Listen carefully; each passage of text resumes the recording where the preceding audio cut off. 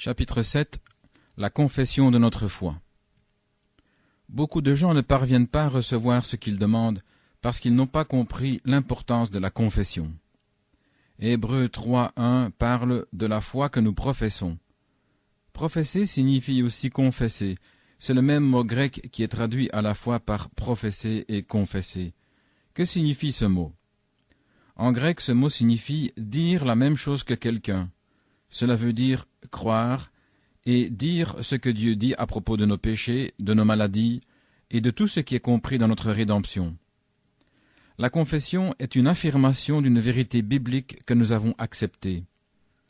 La confession est tout simplement croire dans notre cœur et répéter avec nos lèvres les propres déclarations de Dieu concernant ce que nous sommes en Christ. Dans 1 Pierre 2, 24, le Saint-Esprit dit « Par les meurtrissures duquel vous avez été guéris ». Nous devons croire et dire la même chose.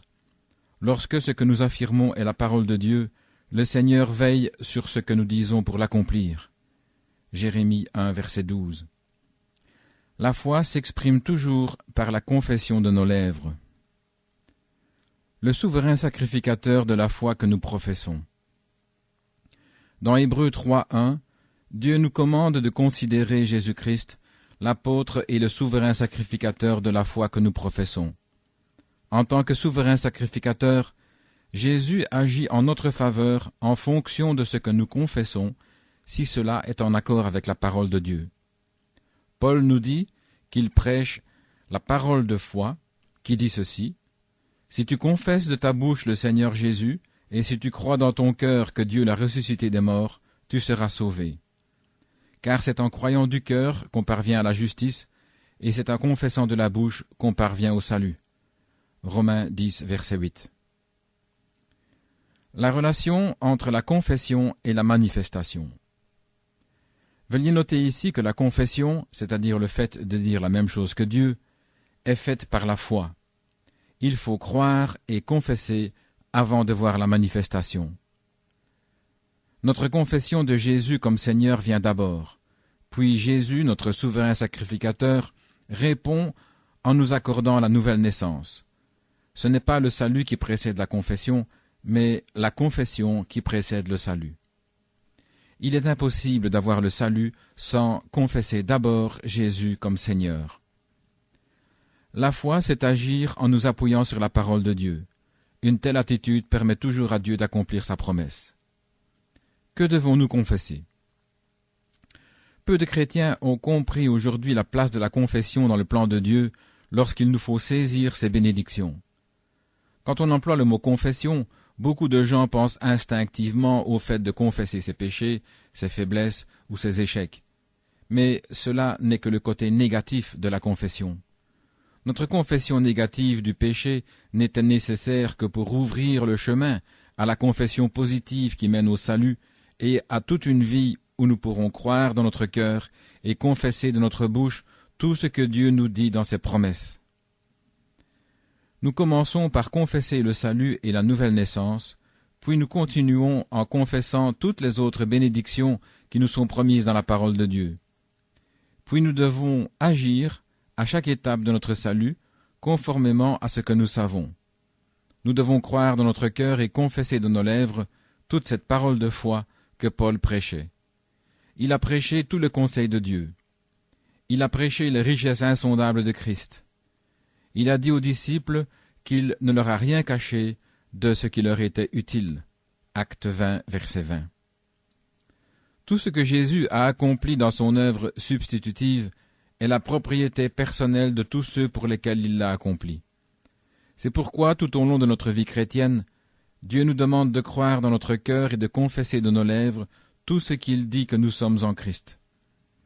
Nous ne devons ni ignorer ni négliger notre position légale en Christ, car elle constitue la base de tous nos actes de foi qui permettront à Dieu d'accomplir sa parole en notre faveur.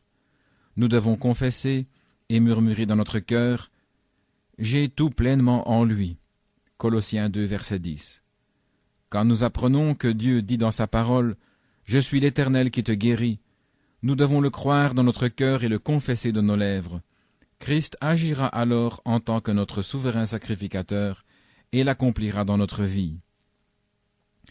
Nous devons confesser que le sacrifice de Jésus au calvaire nous a complètement libérés de l'esclavage de Satan et de tout ce qui est contraire à la volonté de Dieu. Nous devons mettre nos actes en accord avec cette confession. Nous devons confesser que nos maladies ont été placées sur Christ et que nous avons été rachetés de la malédiction de la maladie. Que le faible dise « Je suis fort, car l'Éternel est ma force ». Notre confession inclut toutes les vérités de l'Écriture, tout ce que le sacrifice de Jésus nous a acquis, tout ce qu'il a accompli en tant que souverain sacrificateur et toute la volonté révélée de Dieu. Nous devons confesser que notre rédemption a été parfaitement accomplie, que la domination de Satan est terminée, car le calvaire nous a affranchis. Nous ne devons pas confesser ce que nous disent nos sens ou nos sensations. La rémission de nos péchés signifie que tout ce qui concerne notre vie passée a été complètement effacé. Nous sommes une nouvelle création. Toutes choses anciennes sont passées, toutes choses sont devenues nouvelles. Nous devons sans cesse confesser que nous avons été rachetés de l'esclavage de Satan. Bien entendu, nous ne devons pas dire aux autres que notre guérison est pleinement manifestée sur le plan physique, tant qu'elle ne l'est pas encore. Dieu ne nous demande pas cela. Mais nous pouvons répondre à ceux qui nous le demandent, « Je m'appuie sur la parole de Dieu ».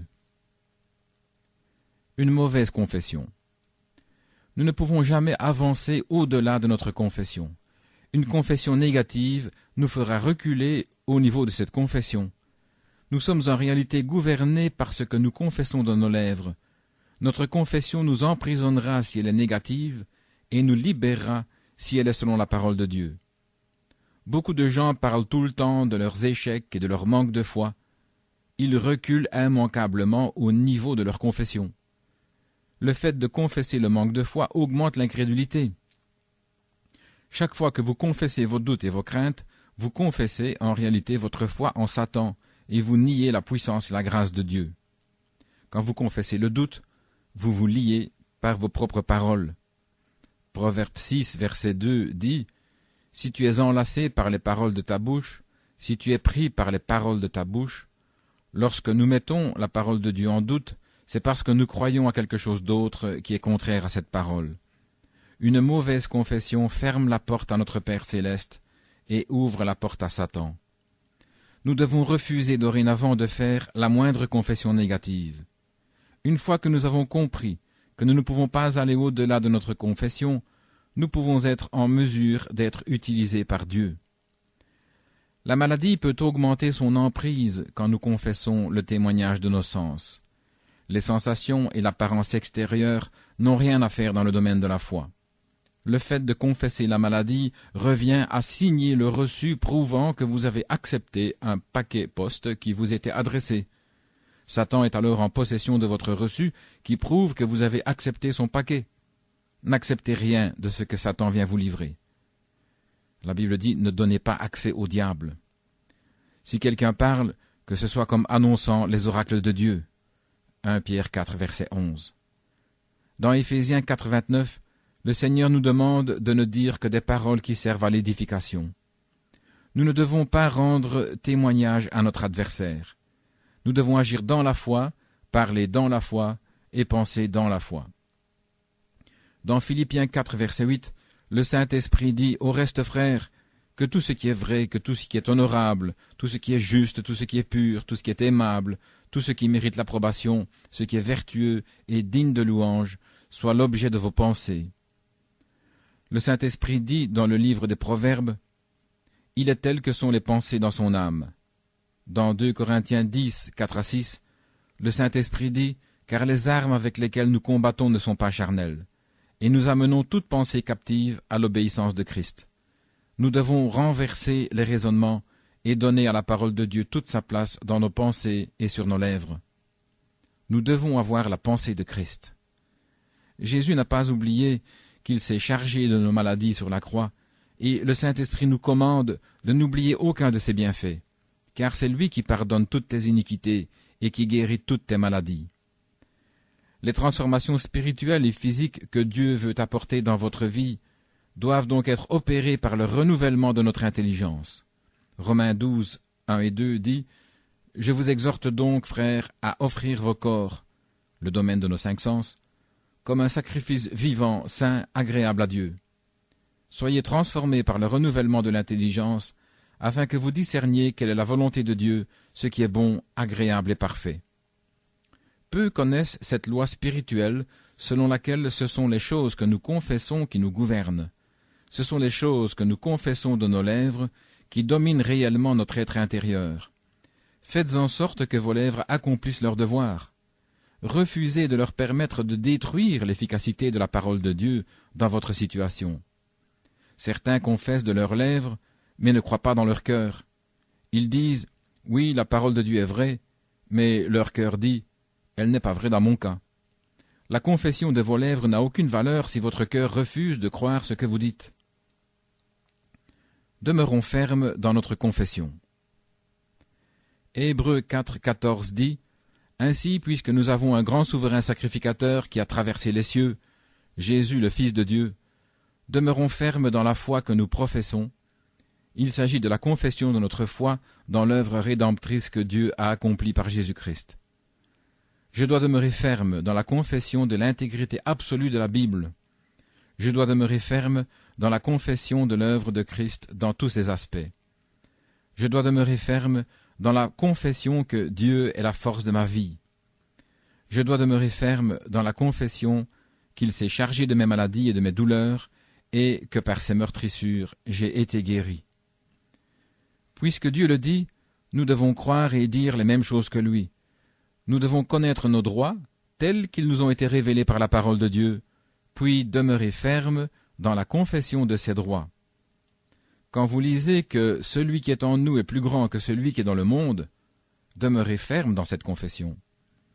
Nous devons demeurer fermes dans notre confession de ce que Christ a fait pour nous, pour que cela puisse être accompli en nous. Nous devons demeurer fermes dans la confession que nous avons été rachetés de l'esclavage de Satan. Nous devons demeurer fermes dans notre confession, même devant toutes les évidences contraires. Si Dieu déclare que, par ses meurtrissures, j'ai été guéri, je dois confesser ce que Dieu dit à propos de mes maladies et demeurer ferme dans cette confession. Je dois reconnaître l'absolue vérité de ces paroles avant tout changement visible. Je dois agir en m'appuyant sur ces paroles et remercier Dieu parce qu'il a placé toutes mes maladies sur Christ comme il l'a fait pour mes péchés. La guérison vient toujours en réponse au témoignage de notre foi. Certains échouent lorsque les choses deviennent difficiles parce qu'ils arrêtent de confesser la parole. La maladie, comme le péché, est vaincue par notre confession de la parole. Que votre bouche fasse son devoir. Remplissez-la de la parole. Faites-lui dire ce que Dieu dit à propos de la maladie. Ne permettez pas à vos lèvres de dire quoi que ce soit de contraire. Le fait de croire la parole de Dieu sans douter dans notre cœur implique que nous soyons dépouillés du vieil homme, qui est habitué à juger d'après les preuves que lui donnent les sens. La foi juge d'après la parole et non d'après les sens. Notre seul problème est de rester en harmonie avec la parole de Dieu et de ne pas permettre à nos sens d'usurper la place de la parole. Cessons de faire comme Thomas qui doutait et qui a dit « Si je ne vois pas, je ne croirai pas ». Nous devons accepter les propres paroles de Christ qui a dit « Heureux ceux qui n'ont pas vu et qui ont cru ». Jean 20, verset 29. La parole est morte si elle ne rencontre pas de la foi sur nos lèvres. C'est alors qu'elle devient une puissance surnaturelle. Que vos lèvres soient donc en harmonie avec la parole de Dieu. Son ministère de souverain sacrificateur. Le ministère de souverain sacrificateur de Jésus répond à tous nos besoins depuis notre nouvelle naissance jusqu'à notre entrée dans les cieux. Pourquoi devons-nous demeurer fermes dans notre confession? Parce qu'il est le souverain sacrificateur de la foi que nous professons. Hébreux 4, verset 14. Parce qu'il est un grand souverain sacrificateur. Hébreux 4, 14. Parce qu'il est un souverain sacrificateur compatissant. Hébreux 4, 15. Parce qu'il peut compatir à nos faiblesses.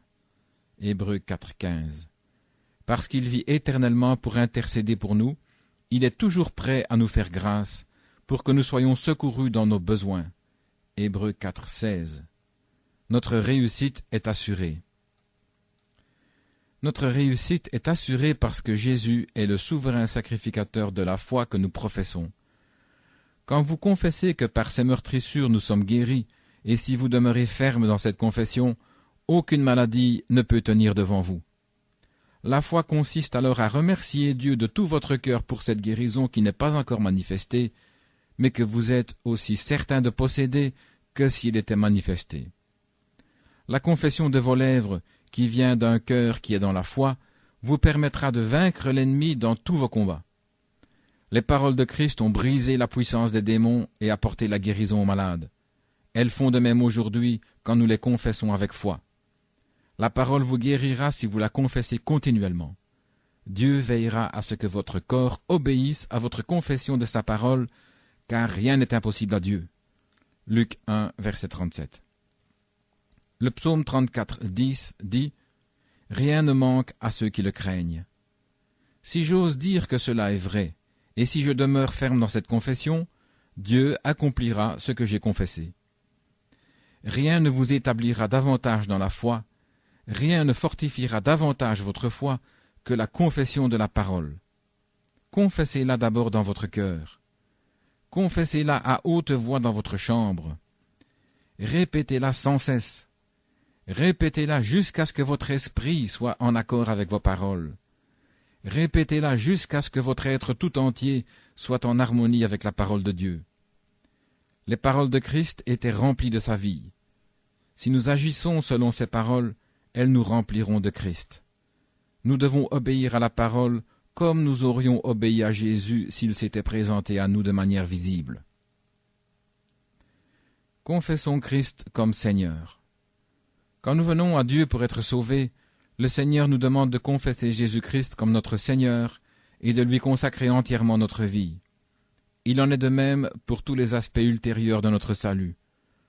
Le Saint-Esprit dit dans Colossiens 2, verset 6, « Ainsi donc, comme vous avez reçu le Seigneur Jésus-Christ, marchez en lui. » Romains 14, 9 dit, « Car Christ est mort et il a repris vie, afin de dominer sur les morts et sur les vivants. » Si nous voulons que notre foi soit vivante et puisse se saisir de toutes les promesses de Dieu, il faut que nous nous soumettions à la seigneurie de Jésus-Christ.